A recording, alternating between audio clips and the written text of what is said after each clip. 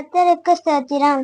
சங்கீதம் 35 தாவீதின் சங்கீதம். கர்த்தாவே, என் வழக்காளிகளோடு வழக்காடி என்னோடு யுத்தம் பண்ணும். நீர் கேடகத்தையும் பரிசையும் பிடித்து எனக்கு ஒத்தாசையாய் எழுந்து நில்லும். என்னை துன்பப்படுத்திகளோடு எதிர்த்து நின்று ஈட்டியை ஓங்கி அவர்களை மறித்து நான் உன் ரட்சிப்பேன் என்று என் ஆத்துமாவுக்கு சொல்லும்.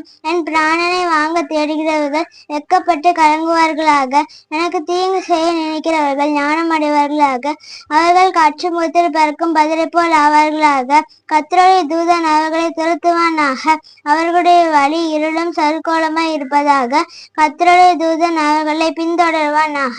முகாந்திரமில்லாமல் என் ஆத்துமாவுக்காக தங்கள் வழியை குழியிலே ஒளித்து வைத்தார்கள். முகாந்திரமில்லாமல் என் ஆத்துமாவுக்கு படுங்குழி வெட்டினார்கள்.